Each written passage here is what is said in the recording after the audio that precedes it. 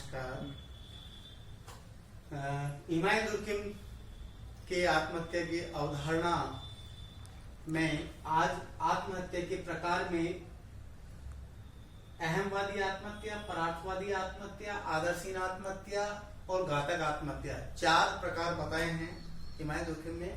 अहमवादी आत्महत्या में व्यक्ति अपने आप को समाज से कटा हुआ महसूस करता है और उसको ये लगता है कि समाज के लोग उसका तिरस्कार कर रहे हैं, तो वह एकांतवाद में उसका मन बोझिल हो उठता है। परिणाम स्वरूप वह आत्महत्या कर लेता है, यानी उसके ईगो को ठेस पहुंचती है। परार्थवादी आत्महत्या बिल्कुल इसके विपरीत है। यह इस आत्महत्या के अंतर्गत, यानी परार्थवादी आत्महत्या के अंतर्गत व्यक्ति के जो हित है वो सामाजिक हित में इतना घुल मिल जाता है कि उसके स्वयं के हित जो है वो भूल जाता है, यानी स्वयं के हित का कोई महत्व नहीं रहता, समाज का हित ही सर्वोपरि होता है। तो जब सैनिक देश की रक्षा के लिए अपने प्राणों की आहुति देता है तो वह इसी परार्थवादी आत्महत्या के अंतर्गत माना जाता है। आज हम बात करेंगे आदर्शहीन आत्महत्या की। आदर्शहीन आत्महत्या, इसको हम नियमहीनता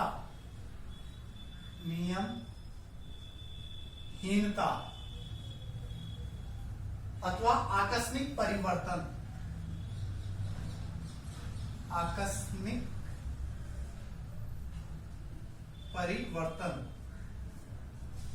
इसका तात्पर्य यह है कि आदर्शहीन आत्महत्या तब की जाती है जब समाज में नियमहीनता की स्थिति आ जाए या आकस्मिक परिवर्तन हो जाए, सामान्य अवस्था से बिल्कुल विपरीत।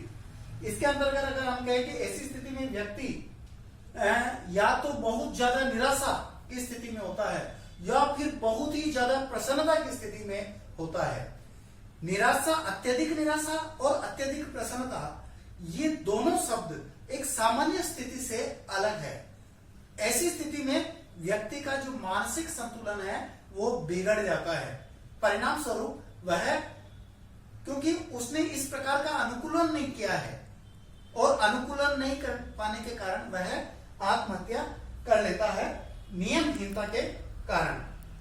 संक्षेप में यदि हम कहें कि आदर्शहीन आत्महत्या उन परिस्थितियों से उत्पन्न होती है जिसका सामना व्यक्ति अपने जीवन में कभी नहीं करता और अचानक उसके सामने जब ऐसी स्थिति आ जाती है कि वह परिस्थितियों से अनुकूलन नहीं कर पाता, परिणाम स्वरूप वह आत्महत्या कर लेता है। यह एनोमिक है, नियमहीनता है, यानी एक रूप में हम कहें कि अचानक परिवर्तन, अचानक होने वाला परिवर्तन है। उस परिवर्तन के साथ में वह तालमेल नहीं बिठा पाता है, अनुकूलन नहीं कर पाता है, जिसके कारण से यह स्थिति पैदा होती है। नियमहीनता जो है या आदर्शहीन आत्महत्या जो है वो दो दृष्टिकोण से हम इसको देख सकते हैं। एक तो आर्थिक संकट,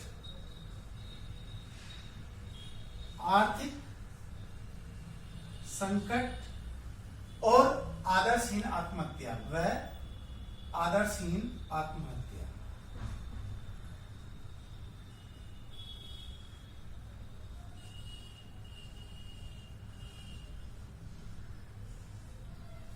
और दूसरा वैवाहिक से संबंधित है, वैवाहिक जीवन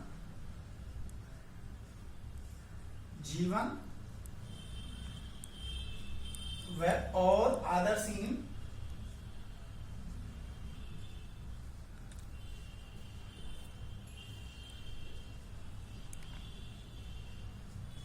आत्महत्या।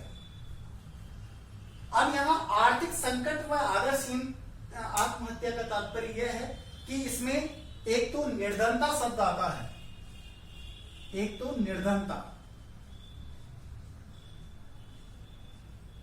और एक है संपन्नता।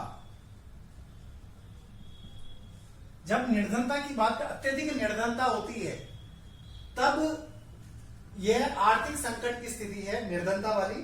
और व्यापारिक हानि, या इसमें व्यापारिक हानि होती है। जैसे संपन्न लोग हैं उसका ग्राफ नीचे चला जाता है, निर्धन हो जाता है, यानी कि व्यापारिक हानि होती है। तो ऐसी स्थिति में जो है व्यक्ति आत्महत्या कर लेता है। अभी कोरोना काल चल रहा है और इस कोरोना काल में जो प्रॉपर्टी के जो व्यवसायी है ब्याज पर जो है धन लिया और उस धन से जमीनें खरीद ली, लेकिन इस कोरोना काल के दौरान अब वह जमीन बिक नहीं पा रही है। परिणाम स्वरूप बहुत सारे केस जो है आत्महत्या के दर्ज हुए हैं प्रॉपर्टी से संबंधित। तो यहाँ टॉप से व्यापारिक हानि होने पर निर्धनता का संबंध देखा गया है। यह आदर्शहीन आत्महत्या के अंतर्गत आता है। आर्थिक संकट, अब यहाँ पर इमाम दुर्किम कहता है कि फ्रांस व प्रशिया का उदाहरण दिया इमाम दुर्किम ने और कहा कि वहां राजनीतिक व आर्थिक परिवर्तन के दौरान कई आत्महत्याएं हुई है। यानी इकोनॉमिक कंडीशन में चेंज हुआ और राजनीतिक परिस्थितियों में चेंज हुआ, जैसे फ्रांस की क्रांति हुई है तो उस दौरान भी कई जो है आत्महत्याएं हुई है। तो ये एनामिक है क्योंकि जो व्यवस्था थी उस व्यवस्था के प्रति व्यक्ति अनुकूलन नहीं कर पाए हैं। तो कहने का मतलब है निर्धनता और ज्यादा संपन्नता यदि है तो उसके अंतर्गत भी व्यक्ति आत्महत्या की दर में परिवर्तन हुआ है। यानी कि इस स्थिति में भी जो है देखा गया है। तो निर्धनता में तो व्यक्ति दिवालिया हो जाता है, तब व्यक्ति आत्महत्या ज्यादा देखा जा सकता है इस स्थिति में। संपन्नता और विपन्नता दोनों चीजें हैं। ये विपन्नता है, ये संपन्नता है, इन दोनों में स्थितियां सामान्य नहीं होती है, असामान्य स्थितियां होती है और इसी असामान्य स्थिति के साथ में व्यक्ति अनुकूलन नहीं कर पाता है जिसके कारण वह आत्महत्या कर लेता है। जब वैवाहिक जीवन की बात करें, वैवाहिक जीवन और आदर्शहीन आत्महत्या की, तो इसके अंतर्गत क्या है कि व्यक्ति समाज के अंदर व्यक्ति से यह अपेक्षा की जाती है कि वह अपने जीवन साथी के अलावा किसी दूसरे पर निगाह नहीं रखेगा। लेकिन जब वासना की स्थिति जब होती है व्यक्ति में और वह एक ही पत्नी से संतुष्ट नहीं हो पाता, तो ऐसी स्थिति में समाज के दबाव होने के कारण वह आत्महत्या कर लेता है। हम जब बात करते हैं इसमें तो पति या पत्नी की मृत्यु, यानी वैवाहिक जीवन और आदर्शहीन आत्महत्या की बात अगर हम कहें तो इन दोनों पक्षों में से किसी की मृत्यु हो जाती है। पति या पत्नी की मृत्यु होना जिसमें आदर्शहीनता होती है। ऐसी स्थिति में नियमहीनता, आदर्शहीनता पनपती है।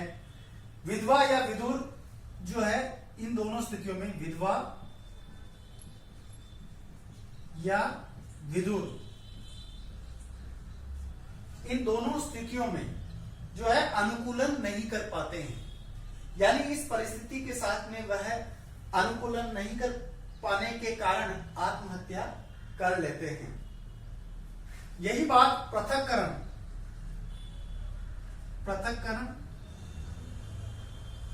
वैधव्य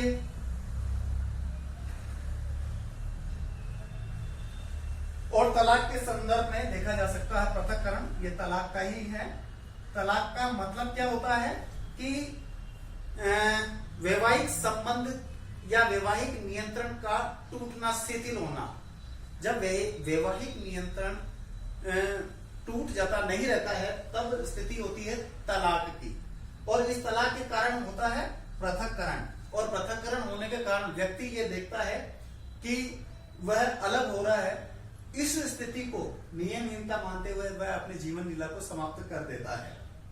कहने का मतलब दोनों ही स्थितियों में पृथक होने के बजाय व्यक्ति आत्महत्या कर, भाई मैं पृथक क्यों हूं, वह इस स्थिति को देखता है। अलग नहीं हो, तलाक ये कहता है कि भाई दोनों को अलग कर दे, लेकिन अलग नहीं होने की दिशा में व्यक्ति ये देखता है कि आत्महत्या कर लेता है। तो ये आदर्शहीन आत्महत्या है। चौथी आत्महत्या जो होती है वह घातक आत्महत्या है। घातक आत्महत्या में व्यक्ति अपने आप को गोली से मार देना, जैसे ये घातक आत्महत्या के अंतर्गत आएगी। यहां इसमें घातक आत्महत्या में कौन लोग करते हैं? जिस पर अत्यधिक नियंत्रण हो, आदर्शवादिता हो, आदर्शवादिता और कठोर नियम पालन हो। जब व्यक्ति पर अत्यधिक नियंत्रण होता है और आदर्श की बात की जाती है और कठोर नियम पालन की बात की जाती है, आपको इसी में रहना है, तब व्यक्ति तंग आकर के अपनी जीवन लीला को समाप्त कर देता है। जैसे दास लोग जो है उसके मालिक के अत्याचार और अत्यधिक पीड़ित करते हैं, तो वे अपनी जीवन लीला को समाप्त कर देते हैं। इसे घातक आत्महत्या के अंतर्गत माना जा सकता है। इसके अलावा जैसे अभी मैंने कहा था कि काम वासना जो व्यक्ति की होती है, समाज ये कहता है कि अपनी पत्नी के साथ ही यौन संबंध का निर्वाह करे, लेकिन ये समाज का ज्यादा जो कंट्रोल होता है। लेकिन जब व्यक्ति में ज्यादा वासना होती है तो ऐसी स्थिति में वो दूसरों समाज के नियमों को ज्यादा दबाव होने के कारण वह ऐसा नहीं कर पाता है, परिणाम स्वरूप वह अपनी जीवन लीला समाप्त कर देता है।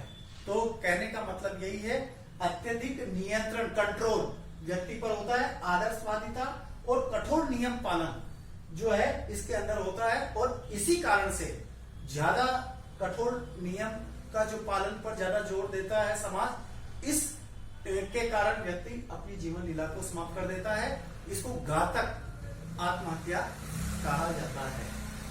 तो इस प्रकार इमाइल दुर्खिम ने आत्महत्या के 4 प्रकार बताए। इस प्रकार इमाइल दुर्खिम ने आत्महत्या के प्रकार की बात की गई।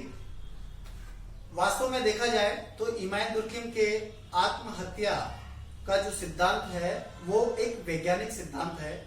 उन्होंने तथ्यात्मक रूप से वैज्ञानिक निष्कर्ष के साथ में आंकड़ों के माध्यम से सांख्यिकीय पद्धति के आधार पर यह बताने का प्रयास किया है कि किस प्रकार से व्यक्ति आत्महत्या करते हैं। उन्होंने आंकड़े भी दर्शाए हैं, जैसे विवाहित की तुलना में अविवाहित व्यक्ति आत्महत्या अधिक करते हैं, सर्दियों की अपेक्षा गर्मियों में आत्महत्या अधिक करते हैं, जनवरी फरवरी की तुलना में मई जून में अधिक आत्महत्या करते हैं। यानी पूरा कैलेंडर भी इन्होंने बताया है। साथ में बहुत से कारण, जैसे लिंग के आधार पर, विवाहिक स्थिति के आधार पर, पैतृकता के आधार पर, अन्य कारणों के आधार पर इन्होंने आत्महत्या के लिए उत्तरदायी कारकों की व्याख्या की है।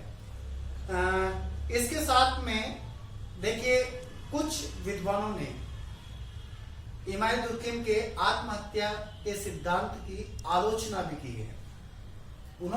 कुछ विद्वान हैं जिसमें बार्नेस है और जिलबोर्ग एंड स्टेनमैन जो है, इन्होंने इमाइल दुर्खिम के जो सिद्धांत, आत्महत्या जो सिद्धांत है उसकी आलोचना की। उन्होंने कहा, सबसे पहले अगर हम बात करें तो इमाइल दुर्खिम ने जो है सांख्यिकीय आधार पर समस्त सामाजिक घटनाओं को जो है अध्ययन तो किया है, लेकिन समस्त सामाजिक घटनाओं का अध्ययन नहीं कर पाए हो। इस आधार पर कहा कि स्टैटिकल लेवल पे तो आपने बता दिया, लेकिन वो स्टैटिकल लेवल पर जितनी भी सामाजिक घटनाएं हैं उनका आपने स्पष्ट रूप से नहीं बताया है। तो पहले इस आधार पर इसकी आलोचना की गई। दूसरे स्तर पर अगर हम बात करें तो इमाइल दुर्खिम ने यह बताया कि आदिम समाज की तुलना में आधुनिक समाज में, यानी सरल समाज की तुलना में जटिल समाज में आत्महत्या की दर अधिक होती है। परंतु जिलबोर्ग व स्टेनमैन, इन दोनों ने कहा कि आदिम समाज में जो है ज्यादा आत्महत्या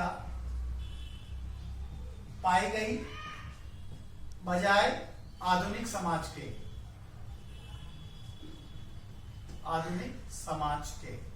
इनका मानना है कि आधुनिक समाज में कम थी और आदिम समाज में ज्यादा थी। इस आधार पर आलोचना की। और तीसरी बात जो इसमें आलोचना की जाती है वो वैयक्तिक कारकों की उपेक्षा पर आधारित है। यानी इमाइल दुर्खिम ने जो है सामाजिक कारकों को महत्व दिया है, वैयक्तिक कारक जो है उसको कहीं महत्व नहीं दिया गया है, इसको इग्नोर कर दिया गया है।